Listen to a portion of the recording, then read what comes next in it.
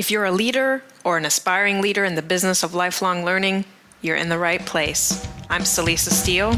And I'm Jeff Cobb, and this is the Leading Learning Podcast.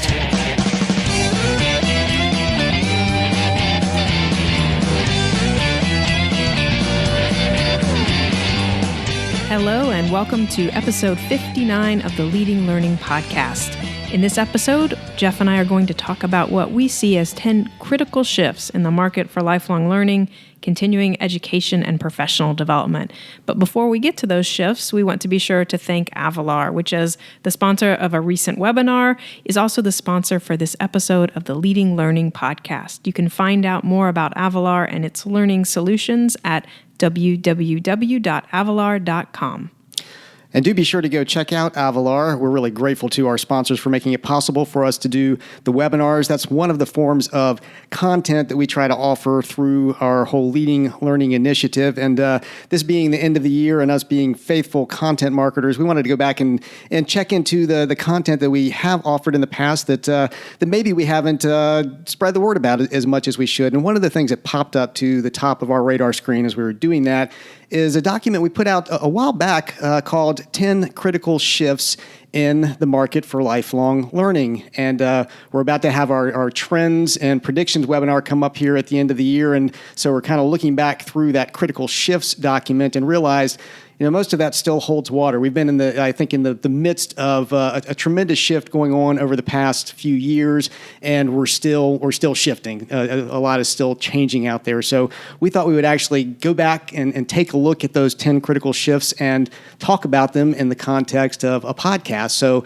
trying to practice what we teach and take some of our content and make it into new and different content. So Lisa, I think we decided you're going to kick us off here with the first of these critical shifts. Yeah, so what we see is opportunity in the turmoil that is happening in higher education. A lot of folks know that the value of traditional college degrees are being questioned increasingly. The cost, the time investment, and then the short shelf life of the knowledge that you gain during one of those four-year programs, all of that is making people question, is that the right way to really learn? And so what we see then as the opportunity or the possibility is to really focus on things like certification programs and assessment-based certificate programs and digital badging and competency-based education, because we really see those as a way to provide more meaningful, kind of a shorter, from start to finish approach to learning. Yeah, I think, more and more as people realize there are other ways and potentially less expensive and time-consuming ways to get the training and education you need to get into the workforce and earn a living, people are going to start questioning, whether college is the way to do it. And I mean, and to their credit, there's been, a lot of buzz in the higher education sector this past year about, over the last couple of years about how to really capitalize on this trend within academia, within higher education. So by no means, is higher education sitting still, but still, as you said, that first point, the turmoil in higher education is going to create opportunities. And we should mention some of those opportunities might be partnerships with higher education, not just offering the alternatives to higher education. So something every organization needs to look at. So that's number one. Number two, we think, is that every organization is potentially an international organization. So, in spite of all the growing criticism of our education system, which we referenced around the first point there, people globally still look to the U.S. as the gold standard in educational credentials. And so the types of credentials we've just been mentioning, the certificates, the digital badges, those have global value. And really, it doesn't matter, how small you are. We've gotten down to, single individuals who have a global presence at this point. Certainly, a small organization can have a global presence. And, and to the extent that you maybe don't want to think internationally, if, for instance, you are a state-level organization, well, I think every state-level organization can now be a national organization. And we're seeing that happen in a lot of markets where state lines are blurring and an organization in one state is, starting to claim customers, if not members, from other states. So, thinking beyond your traditional borders is probably what's wrapped up in this point. Every organization, potentially an international organization, potentially thinking well beyond the traditional borders where it's provided service before. So the third shift is that learners and employers will increasingly seek continuous competency. And so, now the world in which we live really demands that we have to continuously be revisiting our skills and knowledge. So, what we learned decades ago in a 4-year college doesn't necessarily suffice anymore. And so we have to think about what happens once we leave college, if we go to college at all anymore in the future, and make sure that we have ways to kind of constantly retool and really rethink and be gaining the knowledge and skills that we need. And I think that associations arguably are really well positioned to help serve people in that other 50 years, that sort of time period between when you might traditionally finish college and when you might die, that associations have a toehold there. They are known to their members, and so that is a good place for them to help folks with that continuous competency. And I think it's a place to target very soon if you're not already as an organization. Certainly there are commercial providers who are starting to come into this space and meet that need. We had Kelly Palmer, who is the Chief Learning Officer of Degreed, on the show a while back, and we can link back to that episode. But the whole model of that company is to provide a place where learners can access different learning opportunities, but more importantly, keep track of them and document basically that they have been engaging in different types of learning to build their competency, both formal and informal. And this is certainly something they can show to their employers, and that employers are increasingly taking advantage of as a platform. So learners and employers increasingly seeking continuous competency, definitely a shift that organizations need to tune into. That's number 3. Number 4, we're saying, is that relationships with subject matter experts will be different. And in fact, they already are different in many instances. On the one hand, the subject matter experts, the people that you've typically counted on to present at conferences, to write papers, to do webinars for organizations, those people now have more opportunities than ever for producing and delivering content on their own. And arguably, they don't need an association as a channel to the degree that they used to. You can, for example, look at companies like Udemy, who recognized this as an opportunity in the marketplace and have provided a platform to make it easy for subject matters to publish content, but not just publish it. They provide the marketplace for it, so it's easy for those subject matter experts to find and connect with customers and actually make sales around their intellectual property, the learning experiences that they're creating. If you haven't checked out udemy.com, definitely go have a look at that. And there are a number of other companies that are doing the same thing. At the same time, learners are demanding more of subject matter experts than ever before. And, we've made the point many times that most subject matter experts are just that. They're experts in their subject. Does not mean that, they have ever been trained to be good educators, to be good teachers. So, more and more to the extent that organizations are working with subject matter experts to deliver content, helping those subject matter experts consciously, providing some training for them, some support to help them become better teachers, better facilitators, I think that's something that's going to need to happen. So, really stepping back as an organization and saying, okay, how do we support our subject matter experts better as teachers, as facilitators, and how do we potentially create new economic opportunities with them that recognize, the kind of leverage that they now have as suppliers of the learning experiences that we're offering. So that was number 4, the relationships with subject matter experts will be different. And I think number 5 picks up on that, which is that organizations need to invest in the education talent. So with the subject matter experts, we're sort of looking at those folks who are volunteers and outside the organization. But now the organizations need to look at what talent they have within themselves. Traditionally, the management of an education business had a lot to do with logistics, things like project management.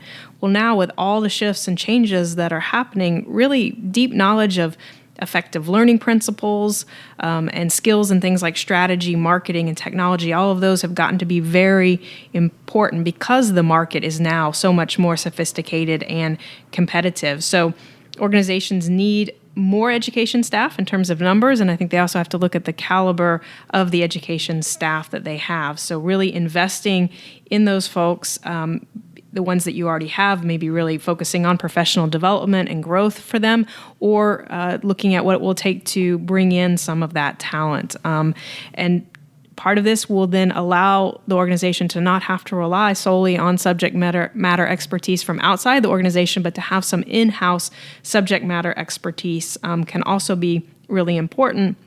And one of the parallels that we see there is, if you think about what Netflix has done with original programming, they have decided they're not just going to be kind of, a distribution network. They're going to actually create some content themselves. So similarly, I think associations can think about, we're not just going to be kind of the channel that those subject matter experts use. We're going to actually be really putting thought and putting out our own subject matter expertise.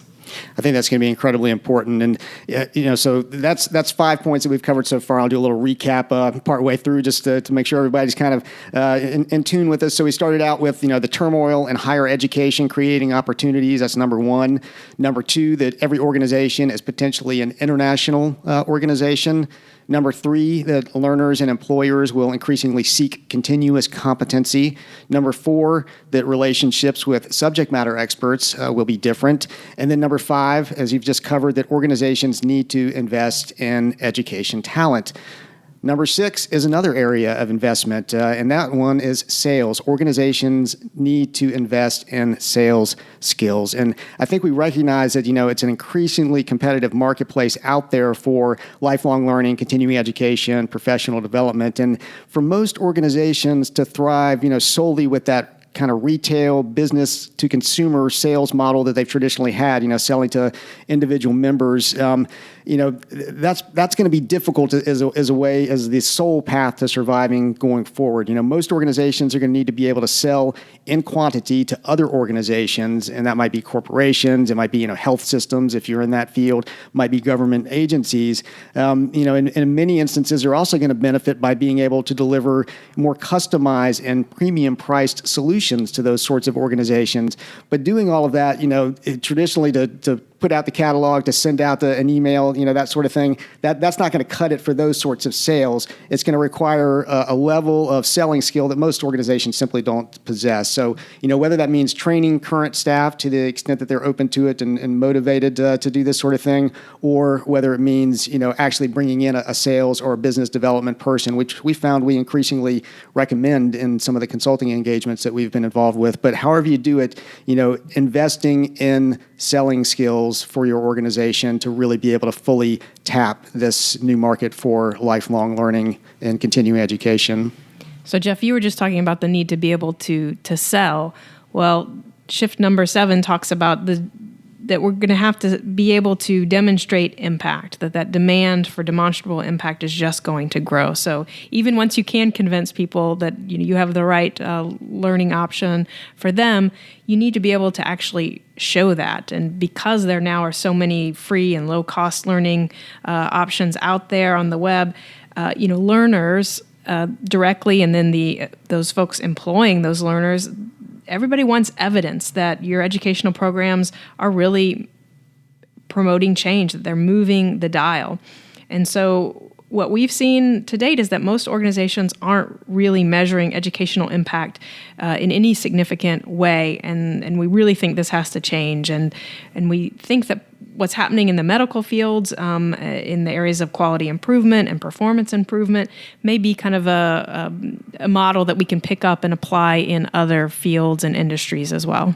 And we think, this item itself, which is number 7 in the list we're discussing in this episode, we found it important enough that we've actually done a whole episode on impact, and we'll make sure that we link to that episode as part of the show notes. And in fact, we'll link to a number of things as part of the show notes for this episode, including the text of these different points that we're going over. So that was number 7, the need to demonstrate impact. Number 8 is that knowledge management and education are merging. So, we've seen evidence of this sort of merger repeatedly in client engagements over the past 2 or 3 years.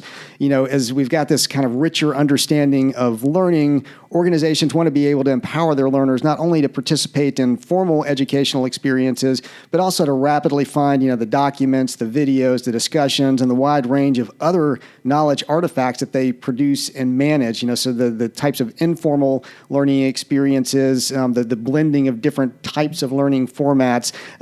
They really want to be able to do that. And that kind of ties back to the discussion about, supporting continuous competency. You really need to be able to provide, the range of different knowledge sources for organizations for individuals to actually be able to access those. Now, we have found so far that, most of the technology vendors have been really a little slow on this challenge. We still find it a little clunky in most instances. For instance, in an online learning, traditional LMS type platform, to also be accessing, other types of knowledge, documents, and managing those effectively, and particularly managing search across the various places where organizations are going to keep those types of knowledge objects. But it's getting better, and we think that we're going to see more and more focus on really, the platform that organizations deploy, really not just being education management systems or learning management systems, but full-blown incorporation of knowledge, learning, social, everything that people are doing now to tap into the knowledge they need to do their jobs and live their lives well. So number 9 is blurring and blending will define the user experience. And Jeff, you were just touching on some of that in terms of, there's the kind of informal and social learning and things like discussions or a little video tutorial versus the more in-depth, fuller-blown learning experiences. And, we're seeing this with technology too, that, we've got the growth of mobile technologies. We've got the growth of social media. We've got traditional media like television that remains, and then we have emerging technologies like wearables, and all of this is really leading to this always on, 24/7 kind of approach to learning. And so, the information that flows with this increasing ease from device to device is impacting the way that we learn. And, so now you can be thinking about what you need to be learning while you're standing in line somewhere, at Starbucks or at waiting for your metro. And so you can actually buy that product that you need right there, and then you can consume that educational purchase while you're on a flight. And so all of these things are kind of changing and blurring and blending the ways that we learn. And so things like flipped learning and the lines between the classroom and the screen, all of these things are blurring and getting a little bit fuzzier. So organizations really need to have a plan for connecting with their members and their learners, and this has just become absolutely critical. And I see it happen all the time in my own life. I often talk about, being listening to a podcast, so I'm walking down the street, getting some learning via a podcast. A book will be mentioned. I'll automatically go and buy the book, and I'll often get both, the text, digital version of the book, and then, Amazon has this fantastic Whisper Sync feature that also gives you the audio version, and then you can, seamlessly go back and forth between reading something and listening to something, and I'm sure there are ways that, you can be watching something too. So, complete blurring and blending all over the place around how we're accessing and making use of learning, and something that organizations have to have more and more in mind. So that was number 9, and then we'll top this off with number 10, and we describe this as risk being more essential than ever. But when we say risk here, we're not actually talking about the traditional RISK risk, though that is indeed essential. Organizations do need to be trying out new things, certainly, but this is actually an acronym, RISC, and so it's the ability to combine rapid intelligence, which is the RI part, with strategic confidence. And we think that's going to be increasingly critical, mainly because, we've seen again and again that the winners in specific learning markets are able to detect market trends early and respond in strategic ways. And you can say that about business in general. Learning is a business, and at least in the adult learning world. And so, being able to spot those trends and respond appropriately is more and more important. And there are a variety of tools out there to help organizations with this. Plenty of different analytics tools that you can use on your web traffic, on your social media analytics, to what's happening with your emails that you send out. There are low-cost feedback systems out there, like a company like iPerceptions, which has a 4Q tool, which stands for 4 questions, which you can still get for free and install in your website and ask visitors when they're coming to your website for information that's defined by those questions. So, there are just plenty of different ways to, extend and strengthen, your marketing research methods and become much more agile. One tool we use for this is something we call the Market Insight Matrix, and we'll put a link to that in the show notes as well. But in general, organizations just need to get more adept at using the tools that they have available to them, testing new ideas quickly, and then moving to full implementation with decisiveness. So don't linger too long. You have to have that strategic confidence, but that strategic confidence is built on getting that intelligence rapidly on an ongoing basis. So that was the 10th of the 10 critical shifts in the market for lifelong learning that we set out to go over. Jeff recapped the first 5, so I'll just quickly recap the last 5. So organizations need to invest in sales skills. The demand for demonstrable impact is growing. Knowledge management and education are merging. There's the blurring and blending, which are defining the current user experience. And then risk, that rapid intelligence with strategic confidence is more essential than ever. So we'll post all the things that Jeff was mentioning in the show notes to this episode. And as we're exiting, we want to say thanks to Avalar for being the sponsor of this episode of the podcast. And you can find out more about Avalar at www.avalar.com. And we do encourage you to come and check out the show notes. You can find those at leadinglearning.com/episode 59. And, as Lisa said, you'll be able to access some of the documents that we have mentioned here. But we'd also encourage you to comment there. You can comment there and share with us, what have you been doing relative to these shifts? What other major shifts are you seeing? What are you planning for in the coming year to make sure that, you're really going to be able to capitalize on that opportunity in the market for lifelong learning? We'd love to hear about that from you. And while you're there, you will see various options for subscribing to the podcast. And if you're getting value out of the podcast, we would be truly grateful if you would subscribe. We'd also be grateful if you take just a minute to give us a rating on iTunes. And to do that, all you have to do is go to leadinglearning.com/iTunes. That helps us know that you're getting value out of the podcast, and it also makes it easier for others to find the podcast. Last but not least, please consider telling others about the podcast. You can send out a tweet by going to leadinglearning.com/share, or if tweeting isn't your thing, you can pick another social network of your preference and spread the word that way. So thanks again, and we'll see you next time on the Leading Learning Podcast.